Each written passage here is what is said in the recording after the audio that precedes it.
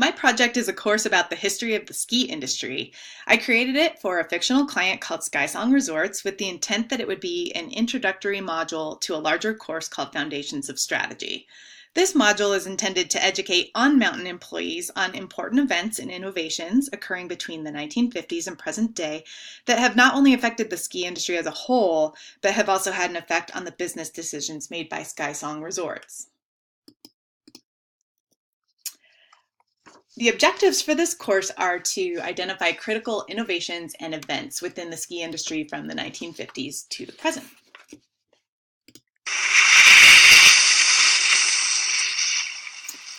The intro screen provides a snapshot of where the ski industry has been and where it stands today.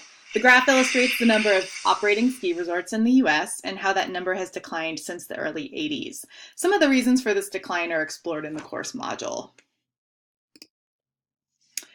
The course is rooted in a decades screen that covers the 1950s through present day, and in an effort to not make the course completely linear, the learners have the option to review events and innovations related to each decade in any order that they choose. So for example, I'll start with 1960s. And this takes us to the layout of what the decades pages look like. When the learner arrives on a decades screen, they're provided with a brief decade overview to the left, and then the information at the top tells them what to do and lets them know there will be an activity on the following screen. When a learner rolls over the individual images in the 6 boxes below, a pop-up will explain why that event or innovation was important to that decade. This is an example of one of the activity pages, and this one talks about lift ticket prices then and now. So in 1967, when they opened, Snowmass at Aspen only charged $6.50 for a lift ticket, and this asks the learner to guess what they think the adult lift ticket price at Aspen is today.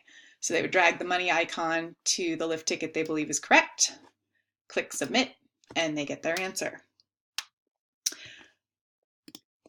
So once again, the learner could have kept going to the 1970s or gone back to the decades menu and chosen any decade that they like. I'm going to skip ahead to the 2000s, skip through the activity there and go to the end. So how do I feel about my project? Overall, I'm really happy about it. It was definitely a labor of love. The ski industry holds a special place in my heart. My parents actually met skiing in Vail, Colorado, so the sport's been a big part of my life since I was young. And I think like everyone else in the class, I was nervous in the beginning stages of the project. I had no previous experience with Adobe Captivate before this course. So considering that I not only had to come up with an e-learning course topic and content, I had to figure out how to make it work on software I'd never been exposed to. So I'm proud of the way the final project came out considering all of that. If there was one thing I wish the audience taking my course would know, is that I tried my best to design with empathy. Definitely tried to keep things light and casual in the attitude and tone and make the interactions as engaging as I possibly could to the best of my ability. So if I could change one thing or do anything over, what would it be? Gosh, I changed things over and over along the way, but I would probably go back and adjust my Warren Miller activity screen. Not because I didn't like the way the content and all of that turned out. I just thought the graphics could be cleaned up a little bit. But overall, especially not having any previous Captivate experience and getting it this far, I wouldn't change a whole lot. So I'm grateful for the experience. I learned a lot and I'm excited to see where I can take these skills and use them ongoing. Thanks.